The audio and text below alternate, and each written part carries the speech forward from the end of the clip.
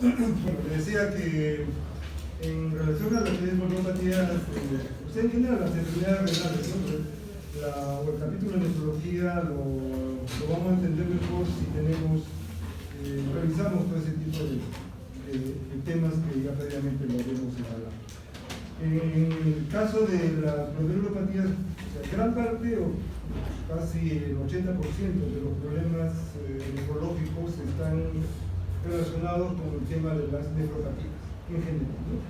Entonces, el día de ayer, como le digo, se habló de glomerulopatías primarias y hoy día hablaremos sobre lo que es glomerulopatía secundaria. Entonces, una de las primeras ideas, o la idea más importante, lo que significa glomerulopatía, que es lo mismo hablar de nefropatía o glomerulonefritis, ¿no? Y no confundir glomerulonefritis con pielonefritis por si acaso, ¿no? Porque cuando uno habla de pielonefritis estamos haciendo alusión a un problema infeccioso que no tiene nada que ver con nefropatía. Entonces el uso de la palabra glomerulopatía, glomerulonefritis o nefropatía más o menos tiene la misma connotación, la misma definición. Y todo ello se refiere a que es un proceso inflamatorio, es un problema inflamatorio. Cuando hablamos de glomerulopatía primaria o secundaria, estamos hablando de un problema inflamatorio. Entonces desde ya lo que le decía, el entender una glomerulopatía pasa por entender cómo es el proceso de inflamación, todos los mecanismos que se dan en la inflamación en cualquier área de lo que se conoce como la fisiopatología de la inflamación se aplica para la enfermedad renal. Y el otro tema es que, el otro concepto es que este problema inflamatorio compromete a todo el riñón. Cuando uno dice de glomerulopatía, glomerulonefritis, hace alusión al glomérulo, ¿no? Pero por eso la denominación de repente nefropatía podría ser un poco más real, porque no es solamente el glomérulo el que se compromete en las enfermedades, sino es el riñón en su conjunto con todas sus estructuras que ustedes conocen. Entonces, en la mañana, una de sus compañeras, no sé si ha venido, ¿cómo se llama? Laisa, ¿puede ser? ¿Laisa Chávez ha venido? Bueno, está ahí, ¿no? Y ella me preguntaba, me decía, Don, ¿qué debemos saber de nefrología? ¿No? ¿Para qué debo conocer, qué debo estudiar para entender la nefrología? Y le decía, pues hay que estudiar todo, ¿no? O sea, no hay nada puntual. Entonces le decía, la tarde vamos a conversar sobre el tema. Porque en nefrología, la parte clínica, como vamos a ver, hay cosas muy simples, pero el gran problema de la nefrología es la fisiopatología. La fisiopatología. Y es que en el desarrollo de las nefropatías participan diversos mecanismos. O sea, tú vas a entender una enfermedad en la medida y la vas a tratar y vas a saber qué hacer y vas a tener un pronóstico en la medida que tú conozcas la enfermedad. Y en la medida que tú sepas cómo se produce la enfermedad, ¿no? Y entonces lo que significa las glomerulopatías, en la fisiopatología de las glomerulopatías hay algunas cosas interesantes. ¿Qué participa en ello? Pues participa la genética, ¿no es cierto? Entonces hay enfermedades que tienen una connotación genética muy directa, otras que no lo tienen tan directa, pero con toda seguridad todas ellas tienen una base genética. Un gen puede estar alterado para producir este tipo de patología, cualquiera de las que nosotros vamos a desarrollar. El segundo aspecto tiene que ver con la epigenética, ¿no? O sea, no solamente es el gen que se puede estar alterando, sino las circunstancias externas al gen, pero que lo modifican, ¿no? sin que se altere la estructura del DNA, pero la estructura básica del DNA, pero puede haber variaciones, por ejemplo, las histonas, como ustedes conocen, las histonas de parte del DNA, y todo eso puede estar en relación con los cambios externos al gen. En este momento el cambio climático es un gran problema, ¿no? Entonces, ¿por qué hay problemas de cáncer? ¿Por qué hay problemas de otras enfermedades? Uno dice, bueno, el cambio climático o los cambios en nuestros hábitos, ¿no es cierto? La obesidad, por ejemplo, es un problema. Todos esos cambios que son externos a la estructura genética pues pueden condicionar también enfermedades renales. El otro aspecto es este tema. O sea, el tema inmunológico. el tema inmunológico que el señor le decía que el problema de la reumopatía es un problema inflamatorio, pues la inmunidad está medida ahí, ¿no es cierto? Entonces, tiene que ver la inmunidad natural, tiene que ver la inmunidad adquirida con todos sus componentes, ¿no es cierto? Y el sistema RAS. En nefrología, las glomerulopatías primarias o secundarias, el sistema RAS juega un papel importante. Por lo tanto, el sistema RAS, que lo conocemos como un regulador de...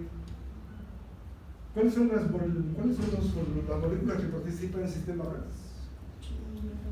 ¿Empieza con cuál? ¿Con la? ¿Cuál es el primer componente del sistema RAS? ¿Sabes, no? ¿A qué me refiero cuando digo RAS? El sistema renina-angiotensina, ¿no? Entonces, el primer componente es la renina, ¿no es cierto? Y luego viene el angiotensinógeno, y luego viene la angiotensina por acción de la enzima convertasa, ¿no es cierto? Y luego de la angiotensina viene, ¿qué hace la angiotensina en la cadena final? ¿Cuál es la molécula final del sistema RAS? La aldosterona, ¿no es cierto? Y entonces hay dos tipos de angiotensina, o bueno, decíamos que hay 4 tipos, pero las que más conocemos son la angiotensina 1 y la angiotensina 2. Y cada una tiene su propio receptor. Y entonces la angiotensina 1 actúa a través del receptor 1 y el receptor 2, ¿no es cierto? ¿Sí? Y entonces cuando actúa sobre el receptor 1, ¿cuál es, qué acción tiene? ¿Qué conocemos? ¿Perdón? Vasodilatación. Angiotensina 1 a través del receptor 1, que le llamamos el AT1, ¿no es cierto? AT1 o AT2. Estamos hablando de la angiotensina 1 con su receptor AT1. Tu compañero dice que produce vasodilatación. ¿Está de acuerdo? ¿Todos están de acuerdo con tu compañero? ¿Ah? ¿Base? ¿Tú qué dices? Vasoconstricción, o sea, produce vasoconstricción, ¿cierto? Entonces, y cuando actúa a través del receptor AT2 produce vasodilatación. Y termina, bueno, con la aldosterona, y la aldosterona, ¿dónde actúa? ¿Qué dijiste? ¿Dónde actúa la aldosterona? ¿Sobre? ¿A qué nivel? ¿Y qué hace en el colector? Y excreta potasio. Entonces, esa es la línea final. Entonces, eso que conocemos como lo tradicional de ser un sistema regulador, de alguna manera hemodinámico, ¿cierto? Y más conocemos la vasoconstricción de la angiotensina 1, que es la más potente molécula vasoconstrictora.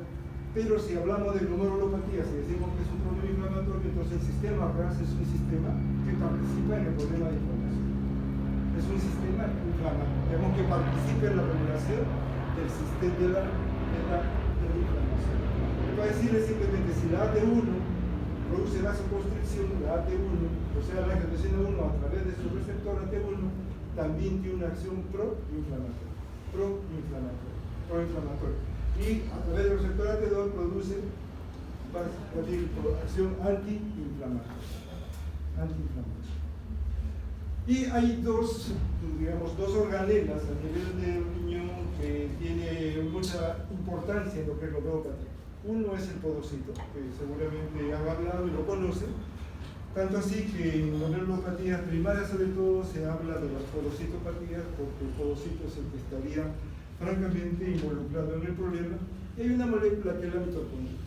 La pongo ahí porque la mitocondria tiene que ver, por ejemplo, con diabetes, con la nefropatía diabética, que no lo vuelvo a decir y lo estoy diciendo, y si pregunto no digan que no le digo.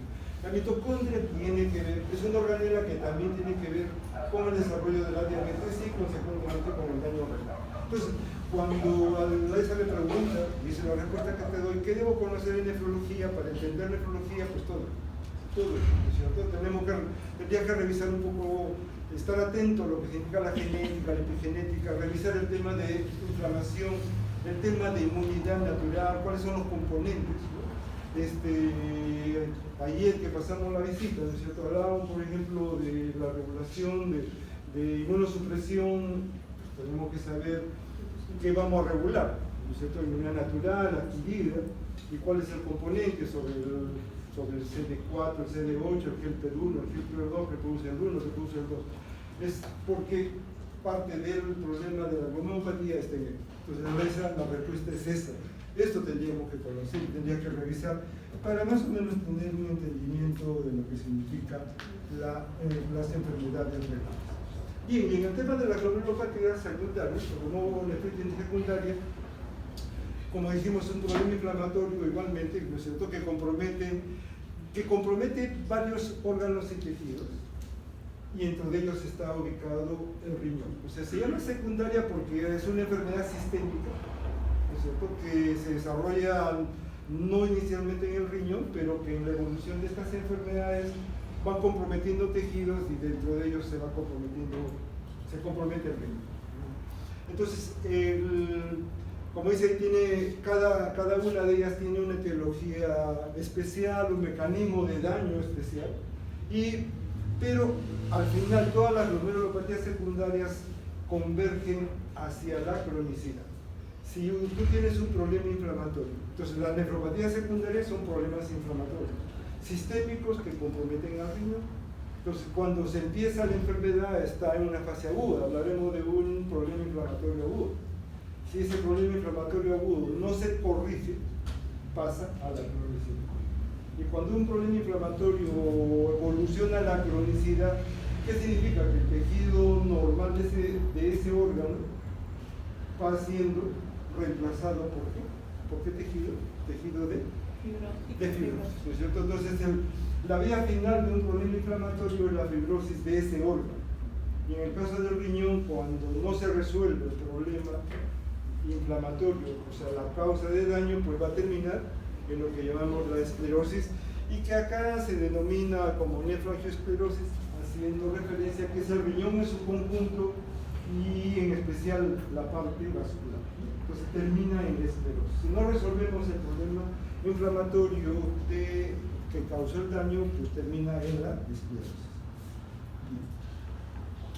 En la presentación clínica, esto lo comparte tanto la glomerulopatía primaria como secundaria, la forma de presentación, y es lo más fácil, pero es lo más importante. Cuando ustedes tienen un paciente o una persona que crean que tiene un problema renal, dentro de su esquema mental para buscar información es tratar de identificar si la persona tiene este tipo de problema. Porque las enfermedades renales, las glomerulopatías, tanto primarias como secundarias, pueden presentarse como síndrome nefrótico, como un síndrome nefrítico o como un síndrome mixto, nefrótico-nefrítico, o simplemente debuta como una proteinuria o debuta como una hematuria. ¿No? Y en la mañana decíamos de que la hematuria tenemos que demostrar que es de origen glomerular, ¿Y cómo se demuestra que es una hematuria glomerular? ¿Tu nombre es David? ¿Perdón? ¿Cómo se demuestra que es una hematuria glomerular? ¿Perdón? ¿Cuál? Dimorfismo y seis. ¿Qué es dimorfismo? Alteración de la forma, ¿no? Y el fenocito es. Entonces, tú puedes tener una hematuria y de repente si tienes un problema en la vejiga, eso no es parte de una glomerulopatía. Entonces tienes que demostrar que la sangre viene del glomérulo.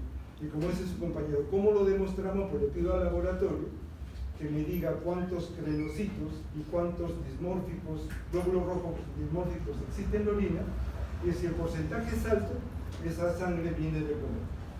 ¿Qué porcentaje? Le decía, no hay un porcentaje de corte, ¿no? Pero no es el 5 ni el 10 le decía, pero generalmente esta porción no dice más de 40, otro dice más de 60%.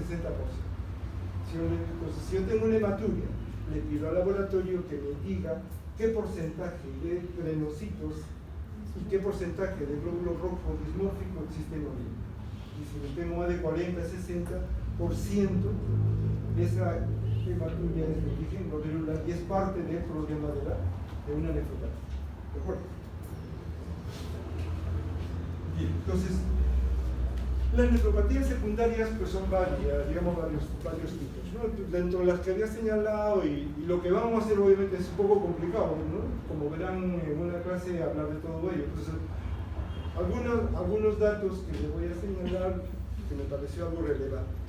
dentro de las que se ha considerado, por ejemplo, las dos primeras, la diabetes y la hipertensión, y en ese orden más o menos, es como está en este momento el daño a nivel renal, ¿no?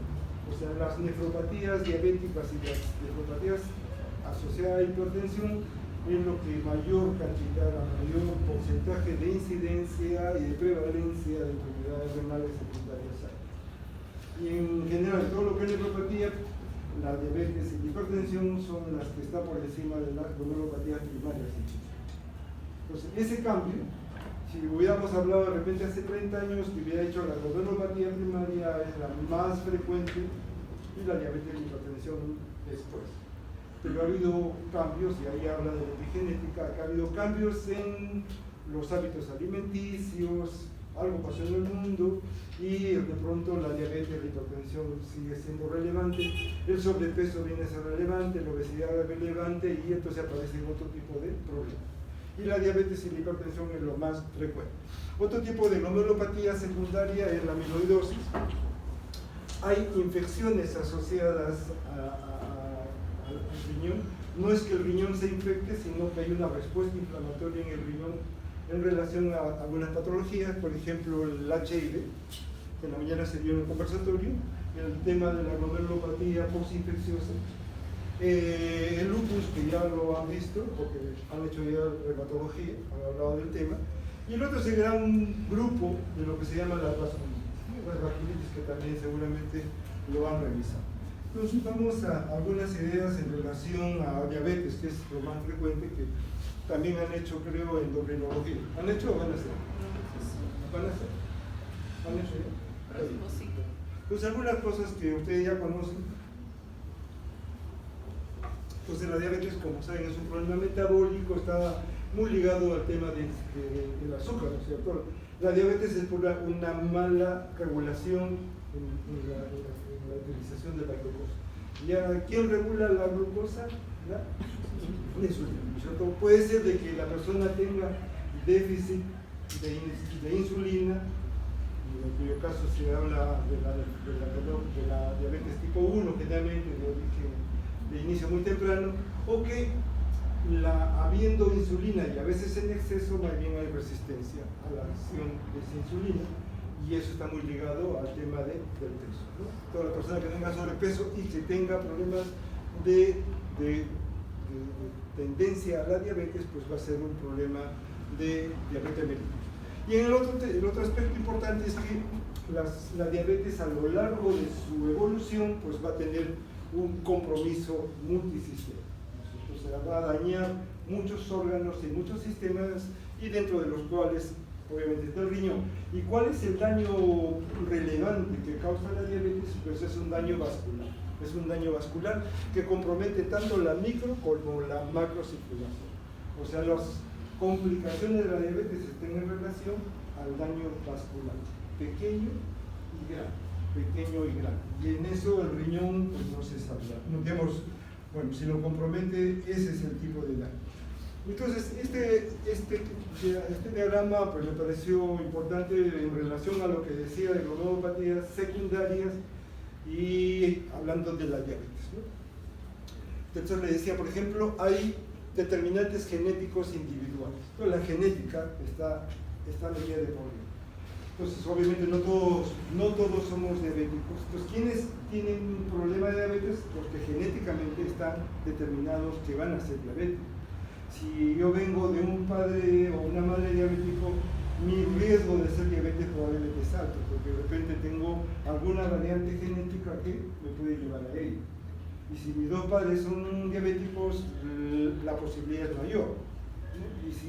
Y entonces, ¿dónde va la epigenética? La epigenética, aunque no está por acá, la epigenética va en que si una persona tiene un condicionante genético de ser diabético, porque en familia lo es, si yo me descuido y tengo hábitos alimenticios y de actividad sedentaria, en esa condición, o tengo demasiado estrés, como hemos escuchado, ese componente genético pues se va a manifestar. Se va a manifestar. Bien, entonces, cuando ya hay este tema de determinante genético, y por otro lado, la parte genética, antes que me olvide, O sea, no todos somos diabéticos, solamente algunos que proceden de familia o por alguna alteración genética. Y el otro es que no todos los diabéticos van a hacer daño renal. Y en eso la genética también está involucrada. O sea, también hay un condicionante genético que hace que yo, si soy diabético, haga daño renal. Mientras que hay otro grupo que genéticamente no está condicionado para hacer daño renal, aun cuando sea gente totalmente disciplinada. Dañará otros órganos y sistemas, pero el riñón no. Se dice que aproximadamente el 30% de los diabéticos genéticamente estarían predispuestos para hacer daño renal. Entonces la pregunta es, si todos los diabéticos van a hacer daño renal, la respuesta es no. No. Entonces, si un diabético viene y te pregunta, oye, yo podré hacer daño, podré llegar a dializarme, la respuesta es no lo sé. Porque para saberlo tendría que ser un estudio genético, y entonces,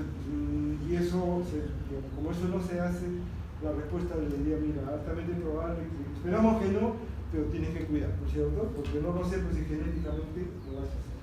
Pero médicamente, el 30% aproximadamente tiene una condición de poder hacer daño renal.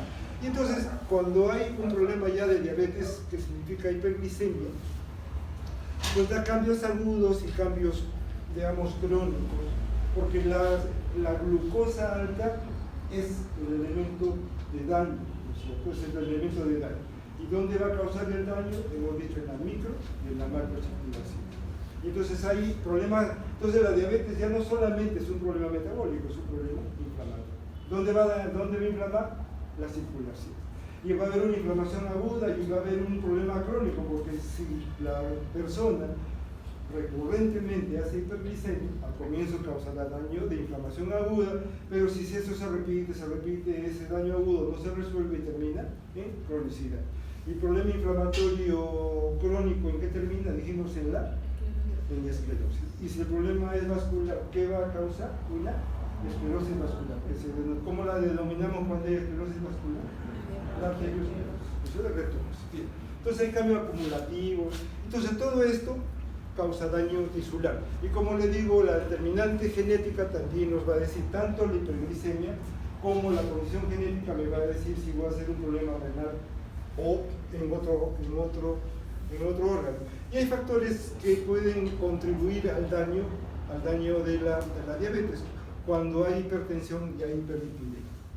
Y entonces la mayor parte de diabéticos son hipertensos y la mayor parte de diabéticos generalmente no se controlan, son hiperlipidémicos. ¿Y qué lípido es el que se alteraría en el caso de la diabetes? De los dos que conocemos, ¿saben? ¿De acuerdo? Colesterol o triglicéridos, empezando por ahí.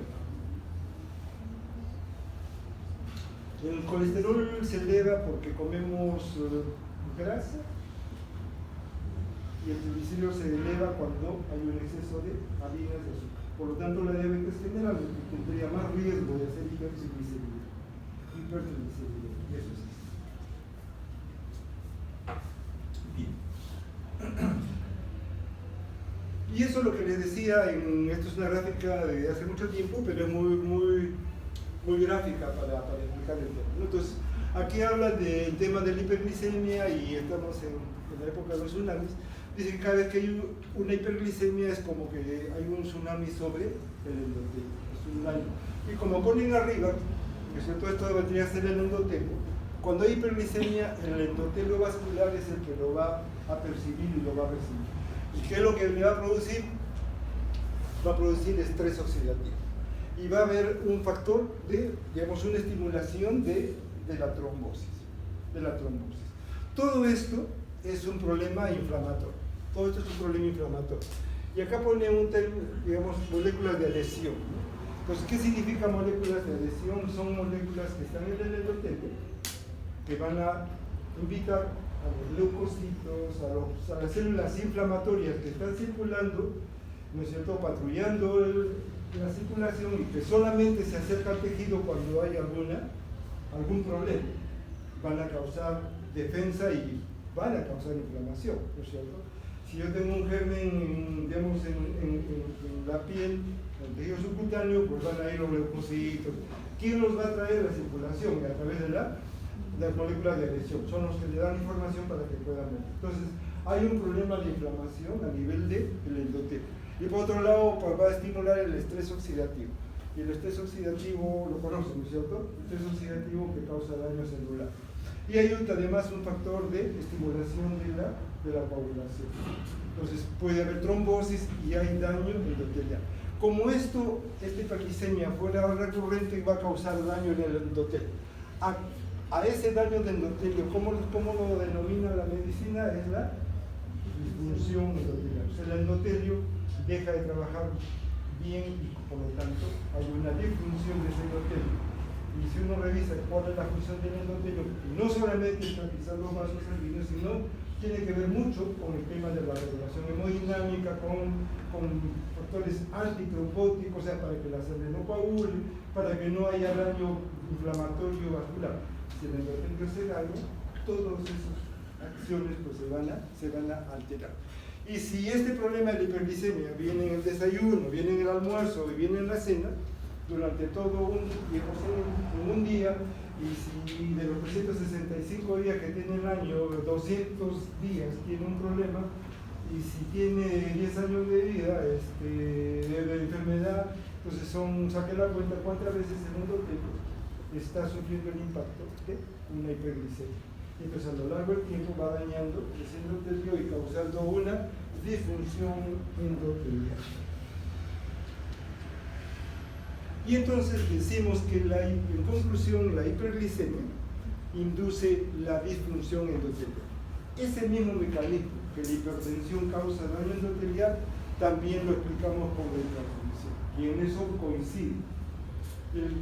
Si en el caso de la diabetes es la glicemia o la glucosa elevada lo que va a dañar y causa daño endotelial, en el caso de la hipertensión la subida de hipertensión, la aceleración de los valores de presión arterial son los que van a causar daño a nivel del endotelio. ¿Qué le va a causar? Exactamente estrés oxidativo, va a alterar su capacidad de regular la coagulación, va a producir un problema inflamatorio y si la hipertensión es recurrente, ¿qué va a terminar? En disfunción endotelial, cuyo sustento histológico viene a ser la esclerosis vascular, la arteriosclerosis. Entonces, tanto diabetes como hipertensión arterial, pues va a causar una injuria endotelial con disfunción endotelial.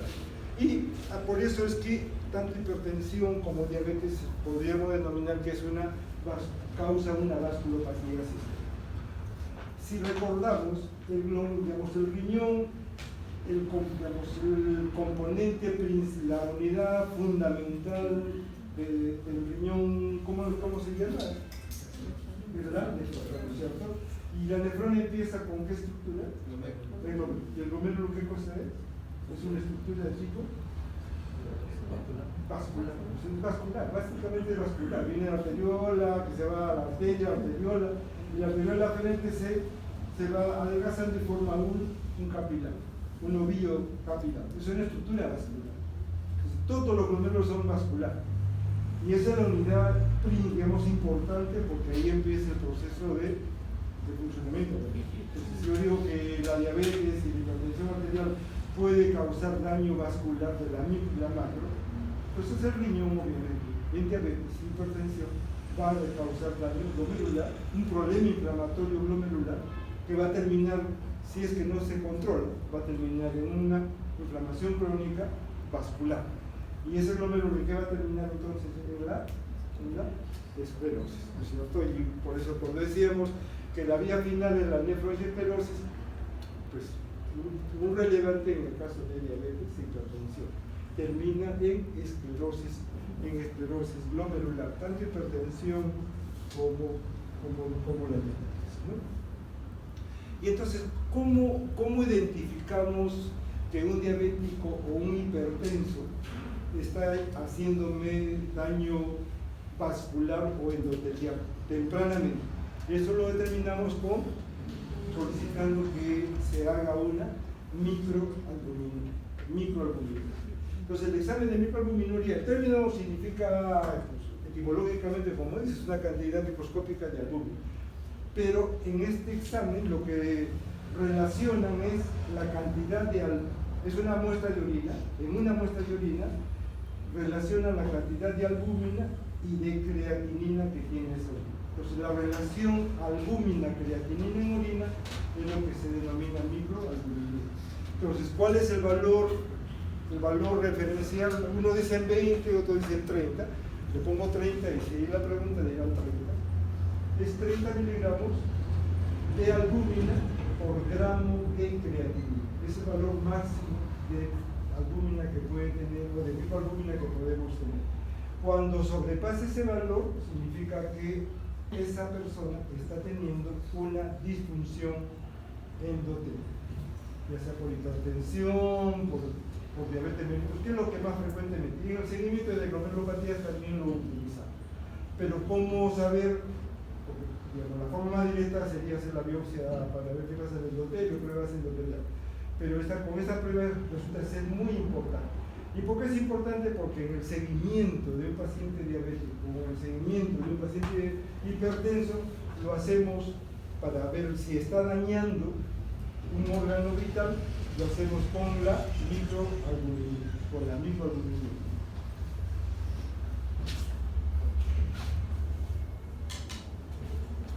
Y entonces en lo que es diabetes mellitus, el daño del riñón, ya le digo, está determinado genéticamente, el 30% aproximadamente hace daño renal. Pero el daño renal es de instalación lenta y a largo plazo, ¿no? Entonces, más o menos, a veces uno habla de quinquenios, pero, digamos, en esta tabla que hay por ahí, una persona que hace enfermedad renal a causa de la diabetes, no vas a encontrar al comienzo datos que te dicen que ya hay algún problema. ¿En qué sentido? O sea, cuando una persona está en los primeros años de diabetes y no controlada, el azúcar, la glucosa alta, se convierte en un estimulante de filtración glomerular. El riñón comienza a trabajar más, hiperfiltra. Es un riñón que llamamos hiperfiltrante, lo acelera. Por lo tanto, si uno le hace una prueba de depuración, vamos a encontrar que la depuración es alta. Y entonces uno no lo felicita a un diabético cuando trae una depuración alta, porque ya eso es un problema. Me está diciendo que ese paciente está haciendo ya una nefropatía diabética. Y eso se da en los primeros años. Como pone acá, en los 2 primeros años, algunos dicen en los 5 primeros años. No necesariamente, como ponen ahí, va a haber microalbuminuria al comienzo. Al comienzo solamente voy a encontrar una depuración alta. Y yo le tomo una ecografía, entonces le tomo depuración y voy a tener alta. Y lo otro es que le tomo una ecografía y voy a tener información de riñones grandes. Entonces, riñón grande con infiltración es una persona que me está haciendo una nefropatía diabética en un estadio inicial. No necesariamente va a haber microalbuminuria, no necesariamente. En el estadio 2 ya hay cambios histológicos, que es engrosamiento de la membrana basal y expansión mesangial. Entonces, ¿dónde está ubicado? Eso ya usted lo conoce, no lo voy a hacer. Usted dice que los 5 primeros, entre los 2 y 5 años, ya puede haber ello y ya puede comenzar a aparecer microalbuminuria. Por lo tanto, si yo tengo una persona diabética y hace microalbuminuria, esa persona por lo menos son 5 años que ha pasado y que no se ha cuidado, donde ha habido una falla del médico, del paciente, de la familia, la comida, qué sé. Y luego ya viene un tercer estadio que ya se denomina una nefropatía incipiente, que está entre los 10 y 15 años, en donde la microalbuminuria ya pasa a ser macroalbuminuria. No alcanzará un rango de nefrótico, pero ya no está en el rango de los miligramos. De repente lo encuentro en 1 gramo, 1,5 gramos, menos del rango nefrótico voy a encontrar en este estadio. O sea, hay un aumento. Por lo tanto, la albuminuria y la proteinuria es un marcador de seguimiento y de daño renal. Y conforme va aumentando, ¿no es cierto? Como ven acá, entre los 15 a 20 años ya comienza a descender la función renal a lo largo del tiempo y la persona que genéticamente está predispuesta, ya no habrá una microalbuminuria, no habrá una proteinuria simple, sino que ya hace un síndrome nefrótico. Entonces la glomerulopatía diabética se manifiesta como un síndrome nefrótico. Es una nefropatía secundaria nefrótica por excelencia, como dice. Al igual como en las primarias, la membranosa, cambio mínimo es nefrótica. En la secundaria, la diabética es nefrótica por excelencia. Puede haber un poco de hematúria. Y se puede encontrar hipertensión también, pero no decimos que es nefrítica. Es una glomerulopatía nefrótica por excelencia, y por el daño vascular puede hacer hipertensión arterial, ¿no? Y si esto progresa, bueno, ponen acá 30 años ya puede llegar a una fase final. Por lo tanto, la nefropatía diabética no es una enfermedad de evolución muy corta, no es muy rápida, sino que tiene muchos años, ¿no? Puede llegar 15, 20 años y llegar a necesitar diálisis. Pues, por lo tanto, en la mañana se discutía un caso de un paciente con síndrome nefrótico con 30 años de diabetes. Nos decía poco probable que un síndrome nefrótico 30 años después sin mayor compromiso de función renal. No es la forma de presentar. Con 30 años de diabetes yo esperaría que estuviera ya en una fase avanzada de enfermedad renal. Pues una manera de hacer una distinción clínica es ello, ¿no es cierto? Si uno sabe los tiempos de diabetes, si yo tengo un diabético de 30 años que tiene proteinuria en rango nefrótico, pero tiene una creatinina de 1.6, diría, no será mi primera posibilidad de decir que la nefropatía diabética, por más que sea nefrótico, como sucedió en el caso de la mañana, ¿no es cierto? Que se trató de otro tipo de patología. Bien. Y entonces, en lo que es nefropatía diabética, como información, ¿qué es lo que se va a encontrar en el riñón? Lo que vamos a encontrar en el riñón es un engrosamiento de la membrana basal glomerular y una expansión del mesanquio. Y por eso es que al comienzo el riñón se nota grande, el glomérulo se nota grande, porque hay un aumento, engrosamiento de la membrana del glomérulo, y el mesanquio, que es el intersticio glomerular, se encuentra aumentado. La matriz, el colágeno glomerular aumenta, se produce mucho más. Y eso es expresión de un problema inflamatorio, ¿no es cierto? Entonces, cuando la inflamación no se corrige, la diabetes se corrige, esa expansión y ese glomérulo muy grande y ese riñón muy grande más bien comienza a cicatrizar y se comienza a botar, ¿no es cierto? Entonces, el otro tema es este tipo de hallazgos, el tipo nodular. Al igual como yo, el doctor Flores le decía que la glomerulopatía primaria puede ser proliferativa o no proliferativa, si glomerulopatía secundaria, la parte nefrótico nefrítico, hay un grupo que se manifiesta como lesión nodular. Hay nódulos dentro del glomérulo. Los que han asistido al conversatorio de la mañana, de eso se trata. Se trata de un síndrome nefrótico en un diabético con HT, con mieloma, con lesión nodular. Y todavía queda la duda de qué se trata y vaya al electrón. Y es que la diabetes también produce una glomerulopatía de tipo nodular. Bueno, hay alteración de las arteriolas, hay un compromiso todo intersticial y puede ir a la esclerosis segmentaria ya en una fase avanzada. ¿Cuál es lo relevante de la parte renal? Es que es una lesión inicialmente de ensanchamiento del mesanquio, ensanchamiento de la zona basal con crecimiento del riñón que luego va a la cicatrización. La segunda característica es que es una glomerulopatía de tipo nodular. Bien. Eso ya la misma jerarquía. Entonces, estos nódulos, digamos que acá hay la lámina, o sea, este es el glomérulo y acá ven un material hialino, ¿no es cierto? No celular, ¿no? De una sustancia no celular que tiene forma nodular, y entonces esos nódulos de la diabetes, y quien lo descubrió se llamó Kimmers-Wilson, y por eso se conoce como los nódulos de Kimmers-Wilson.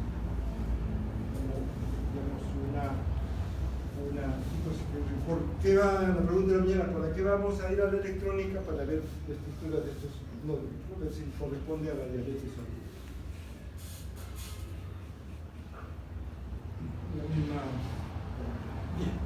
Y eso en relación a lo que es la diabetes. Y luego pongo la amiloidosis. ¿Por qué pongo la amiloidosis? Porque la amiloidosis es otra glomerulopatía secundaria que tiene la presentación similar a la diabetes. Entonces, ¿cuáles son las glomerulopatías secundarias? Nefróticas, diabetes y amiloidosis. Y tienen otro tipo de comportamiento que también lo liga a la diabetes, que también es una lesión nodular. Entonces, las glomerulopatías secundarias que pueden cursar con estructura nodular a nivel de riñones, diabetes mellitus, y es la amiloidosis renal. ¿Y cuáles son las glomerulopatías que cursan con síndrome nefrótico de forma secundaria? La diabetes mellitus y la amiloidosis renal. Entonces, la amiloidosis renal, ¿a qué se refiere? A que el término amiloidosis se refiere a que existe una sustancia extraña al riñón que se denomina amiloide, que es una estructura proteica que es una proteína fibrilar que es plegada y que se va enrollando y que va a formar nódulos de tipo proteico, ¿no?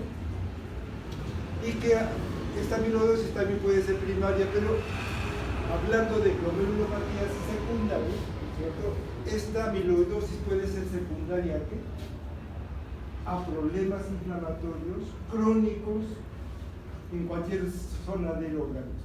Entonces, ¿cuándo puede haber amiloidosis? Cuando tú tienes alguna inflamación crónica en alguna parte de tu organismo.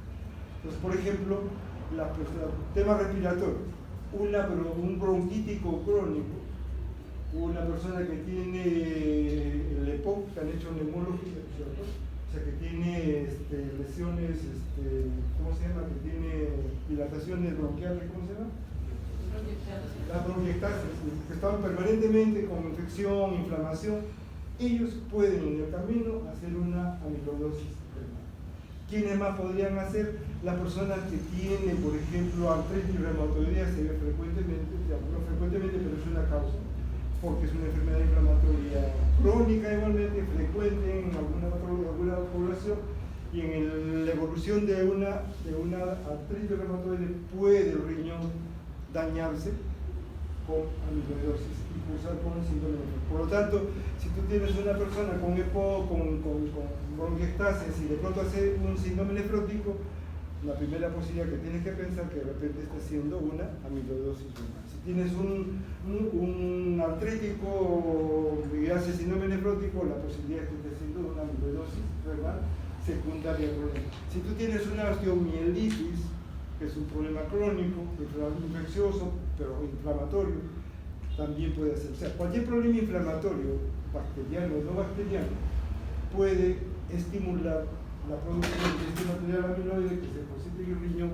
y causa la amiloidosis. Entonces, como dice acá, puede ser infeccioso o no, la tuberculosis, la osteomielitis, la sinusitis crónica, y causas no infecciosas como por ejemplo la artritis reumatoidea, puede estimular la producción de esta proteína y acumularse a nivel del riñón y causar una nefropatía nefrótica.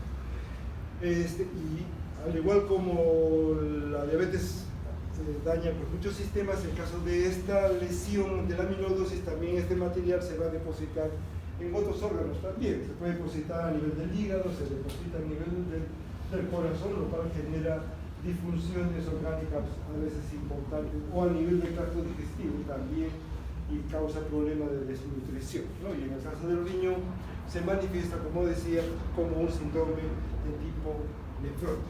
Histológicamente se observa el depósito de un material eosinófilo amorfo de aspecto nodular en el mesangio y en capilares glomerulares. Entonces, es una glomerulopatía de tipo nodular que se manifiesta como síndrome nefrótico. Entonces, las manifestaciones clínicas es igual. Y entonces acá igualmente esto es uno de amiloidosis, vemos acá un nódulo, ¿no es cierto? Una estructura nodular, lo vemos acá.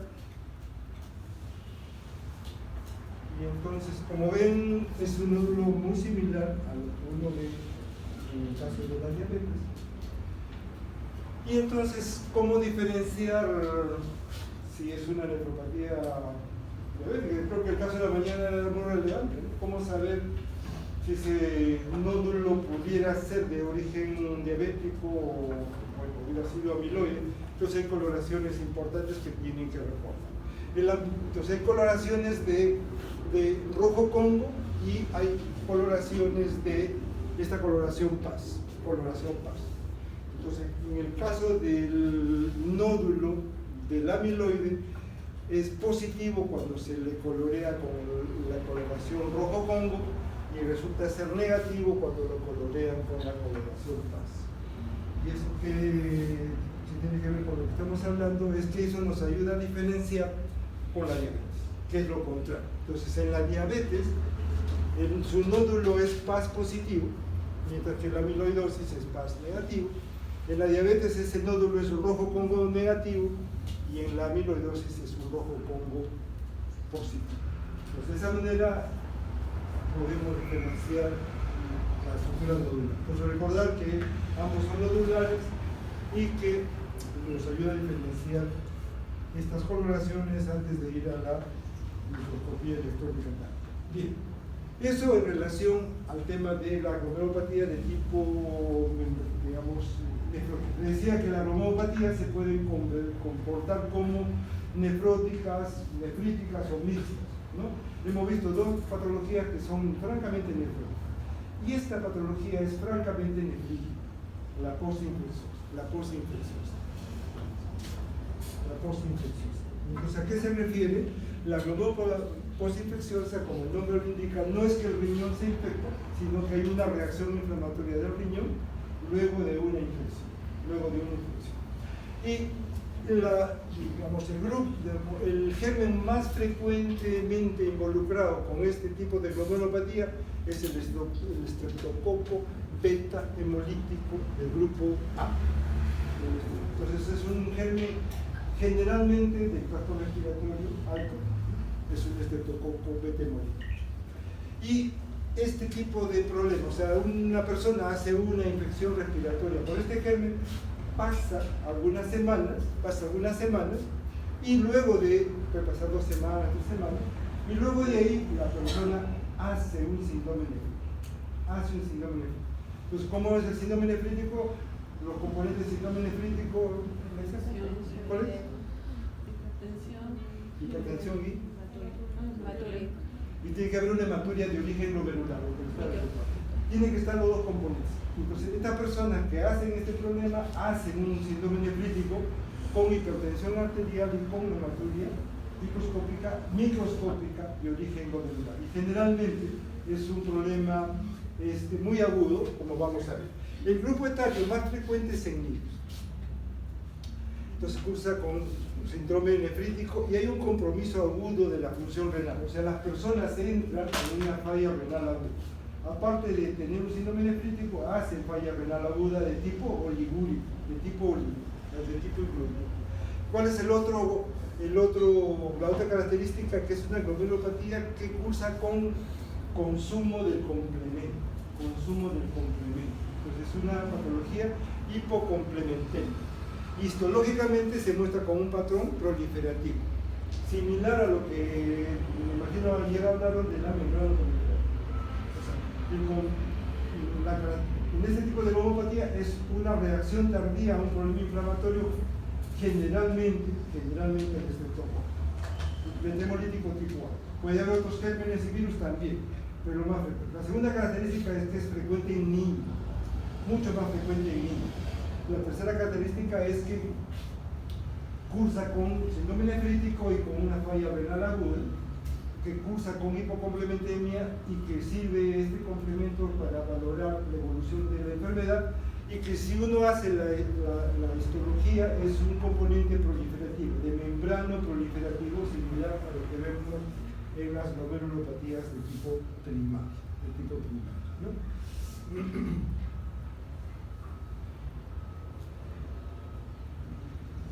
Lo dejo ahí para que después lo veas. Y un par de palabras sobre las otras dos glomerulopatías, sobre la nefropatía lúpica y la vasculitis. Lupus ya ustedes lo conocen. Recordar que el lupus es una enfermedad autoinmune ligada a un tipo de linfocito. ¿A qué linfocito está ligado? ¿El lupus? ¿Hay un lupus? ¿A qué linfocito estaría ligado? Al B, como dicen. Entonces, en este tipo de lomopatía donde la inmunidad, o sea, el tema del componente inmunológico pues es obviamente recontra importante, ¿no es cierto? Entonces el lupus es una enfermedad multisistémica, componente inmunológico, es una desregulación de hiperactividad del linfocito B con producción de anticuerpos. O sea, si yo te pregunto si el lupus es una enfermedad mediada por células o es una respuesta humoral, ¿cuál sería la respuesta? El lupus es por respuesta de células o respuesta humoral. Es humoral. Es cierto, humoral porque tenemos ahí activación del linfocito B, que es el que se encarga de producir anticuerpos, y la lesión se produce por una lesión de producción de anticuerpos contra el tejido nervioso. ¿Y cuál es el antígeno del? ¿Cómo? Es un anti-DNA. Es un anticuerpo contra el DNA. Entonces, ya ahora, ¿cómo se produce? Ya eso ya no lo vamos a discutir porque eso seguramente lo han dicho, pero hablar que habría un problema de alteración o defecto de la apoptosis y eso expondría los restos del DNA, cómo se expone al sistema inmunológico porque habría un problema de apoptosis. Normalmente cuando una célula llega a su fin, hay la apoptosis, inmediatamente ese material es deglutido y es eliminado. Pero habría una tardanza en eliminar ese material y por lo tanto el DNA celular estaría mucho tiempo expuesto al sistema inmunológico que normalmente no lo conoce, no lo reconoce como propio y más bien lo comienza a atacar. Es parte de la teoría. Y la otra característica, como saben, es que es frecuente en mujeres jóvenes, ¿no? en quinceañeras o veinteañeras, y que el riñón se manifiesta con diferentes tipos de lesiones musculares. Cuando hicieron un lupus le dijeron cuáles son los tipos de lesión histológica que había, yo me imagino que sí. Entonces en nefropatía lúpica recordar que es frecuente en mujeres jóvenes y que el riñón se manifiesta con diferentes tipos de lesión histológica. Eso es algo relevante para el lupus. Hasta la fecha hemos dicho, la nefropatía diabética tiene una forma de presentar histológica, la amiloidosis tiene una forma de presentar histológica, pero el lupus eritematoso tiene una característica, puede tener diversos tipos histológicos y a diferencia de todas las demás glomerulopatías puede cambiar. Un tiempo tener un tipo histológico y luego de algunos años encontramos otro tipo de lesión histológica. Por eso es que un lúpico requiere a veces estar biopsiándolo frecuentemente porque puede cambiar el patrón histológico. Lo que no lo tienen las otras enfermedades. Una lomopatía membranosa primaria nace primaria y muere primaria, digamos, nace como membranosa, no va a cambiar aún. La diabetes puede ir variando, digamos, cambiando o habiendo otro tipo de componentes, pero la lesión sigue siendo la misma. Mientras que el lupus puede tener diferentes tipos que pueden ser intercambiables a lo largo del tiempo. Entonces en la nefropatía lúpica se han considerado 6 tipos, ¿no? Una de lesión que más o menos guarda relación con lo que se habla de la glomerulopatía primaria, ¿no es cierto? Hay uno de lesiones mínimas, uno que es el tipo 2 que solamente es mesangial, o sea hay una expansión mesangial con proliferación mesangial. La tercera es una focal y segmentaria.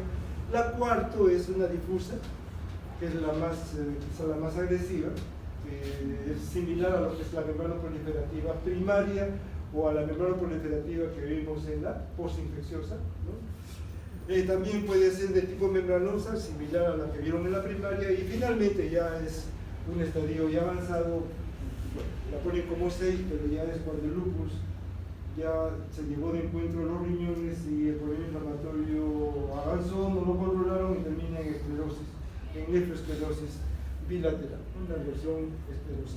Cada uno de estos componentes pues tiene una forma de presentarse, ¿no es cierto? Si yo digo, ¿cómo será la membranosa? Es de lupus exactamente como la primaria, como un síndrome nefrótico. ¿Cómo será una tipo 4 proliferativa difusa, como ponen ahí, como es la membrana proliferativa, pues es como un síndrome nefrítico nefrótico. Básicamente más nefrítico que nefrótico, es francamente nefrítico que nefrótico. Una focal y segmentaria puede ser mixta, una mesangial puede debutar solamente con poco de proteinuria o inflamatorio. No haber mayor componente. Entonces, la más relevante, quizás la más que tiene mayor expresión, sería la membranosa como un síndrome nefrótico y la tipo 4 como un síndrome nefrítico. ¿Cuál es la más agresiva? La tipo 4. Y el otro, vuelvo a repetir, una persona puede en este año tener una mesangial y de acá a 2 años tener una tipo 4 y de acá a 6 años tener una tipo 5. Puede ir variando, ¿no? Y una tipo 5 puede regresar a una tipo 3, también podría ser. Pero no pasar a una tipo 3 también podría ser. Entonces, esa característica lo tiene el ¿no? Y en el tema de las vasculitis, el término de vasculitis hace alusión a, obviamente, que es un problema, seguimos con el tema inflamatorio. Entonces, una inflamación del sistema vascular, eso lo han hecho en reumatología también, me imagino, ¿sí?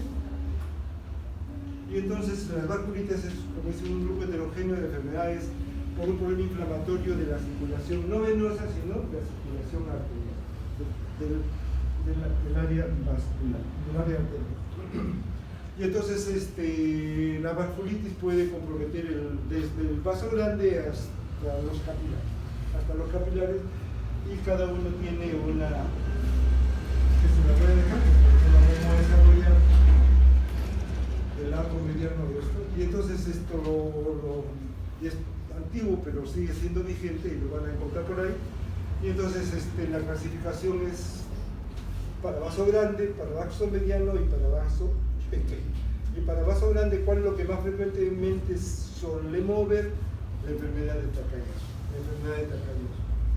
De los vasos medianos, ¿cuál es la que más frecuentemente solemos ver? Es la poliarteritis nodosa.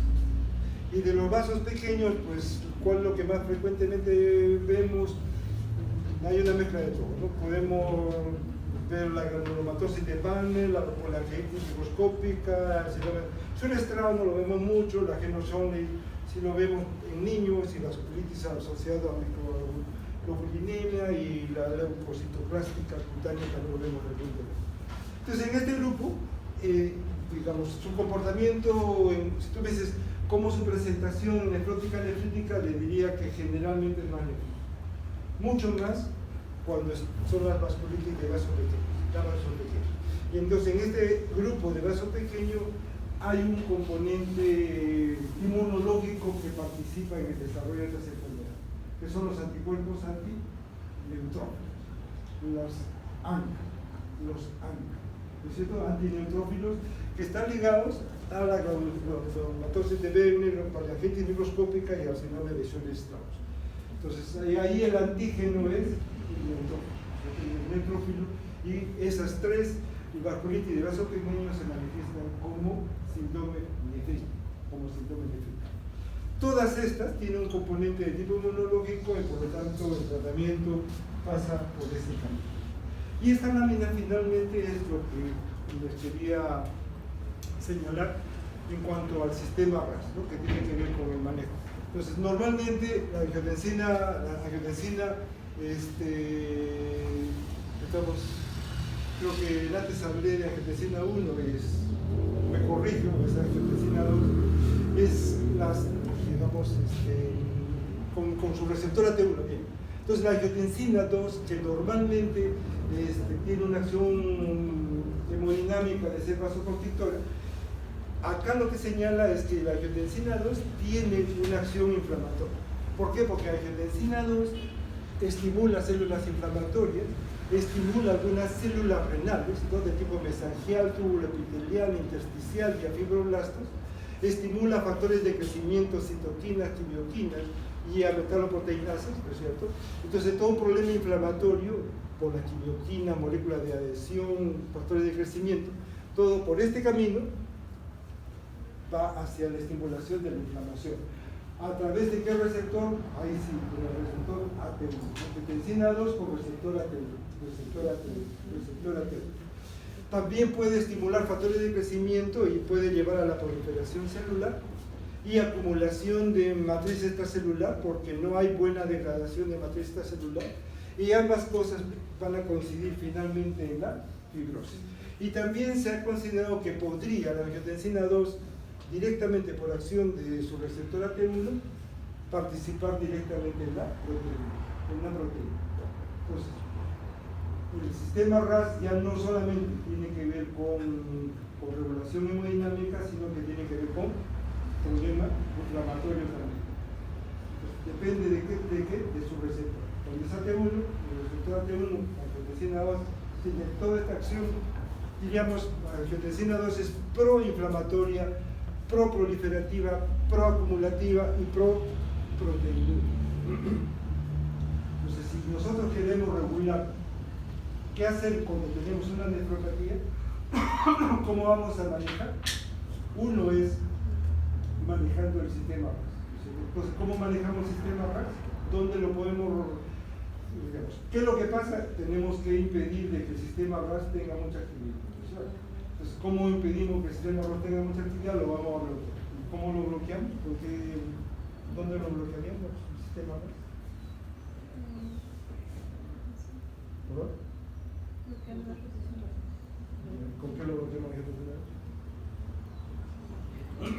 Uno es bloquear la producción de renina, que lo hay. O sea, hay medicación ya hace mucho tiempo que bloquea la producción de renina. Lo que más fácilmente tenemos disponible es que vamos a impedir la conversión de angiotensina 1 a angiotensina 2 por acción de la enzima convertasa. ¿Cómo se llaman los fármacos que impiden esto? Se llaman los YECA, ¿cierto? ¿Y cuáles son los YECA conocidos? Son captopril y enalapril, y otros priles también. Y el otro vamos a bloquear la acción de angiotensina 2 sobre el receptor AT1, porque esa es la vía que causa el daño. Entonces ahí tenemos los árabes, ¿no? Los árabes son todos los sartán, ¿no? Los sartán, todos los sartán, vamos a bloquear. Algunas veces alguien ha planteado que se puede utilizar la combinación de un YECA y un ARA2 también, pero lo que sí es, digamos, hay que tener en cuenta que si vamos a ir a ello hay que dar dosis completas, no dosis pequeñas. Si voy a usar un losartán, le diré los 50 cada dos. Si voy a irbesartán, 300 cada dos. Si voy a, no sé, a cualquier otro tan, voy a hacer igualmente el enalapril, ¿no? Le voy a dar dosis plena, 20. Y si ese captopril le daré, ¿de cuánto viene el captopril? ¿De cuántos miligramos? Hay de 25 y 50, ¿no? Pues podemos empezar con 25 cada 8, pero le doy la dosis plena. Ya, y la vía final del RAS está con la producción de aldosterona, ¿cierto? Entonces, la aldosterona, al igual que la angiotensina 2, también tiene acción más o menos similar, participa en el problema inflamatorio y por lo tanto también lo bloquea. ¿Cómo bloqueamos la acción de aldosterona? Con espironolactona. ¿Y qué es lo que tenemos que cuidar cuando hay espironolactona? ¿Qué vamos a controlar? El electrolisis, ¿no es cierto? Porque ¿qué puede producir un exceso de aldosterona, de espironolactona? Hipercalemia. Entonces eso hay que vigilar. Si tenemos un paciente con enfermedad renal avanzada, no le voy a dar espironolactona porque de repente le voy a causar un problema. Bueno, muchas gracias. Cualquier pregunta, ¿cómo manejar otras cosas? Le preguntan al Aiza, a mi amigo, sobre el manejo ya de nefropatía. Prende la luz. Si yo combino el tratamiento de un paciente con una enfermedad renal crónica, un YECA con un ARA2, ¿hay posibilidad de que lo predisponga a una insuficiencia renal? La duda es si se puede causar mucha hipertensión. Claro. Pero lo que se ha visto es que este tipo de fármacos no tienen un tope de bajar presión. No es como un vasodilatador que un insulina de 10 o de 30, al de 30 tiene más acción vasodilatadora y baja. No lo hemos visto. Y la acción de YECA sobre la arteriola diferente que le pasa tampoco no me afecta. Lo que uno ve en el camino cuando usas eso es que la creatinina se va a aumentar. Pero aumenta no por daño, ¿verdad? Sino de que lo que provoca es una baja de la presión intraglobal va a bajar la tasa de inflamación celular y va a subir la ferritina. Pero es un efecto positivo, porque lo que se trata es de bajar, porque hay un concepto de hipertensión glomerular. Cuando hay un problema de glomerular, hay una hipertensión glomerular. Si yo le bajo la presión interglomerular o lo quiebra, va a bajar la certificación de la ferritina, pero no porque le está dañando, simplemente porque al comienzo bajando la presión interglomerular y después se baja, pero daña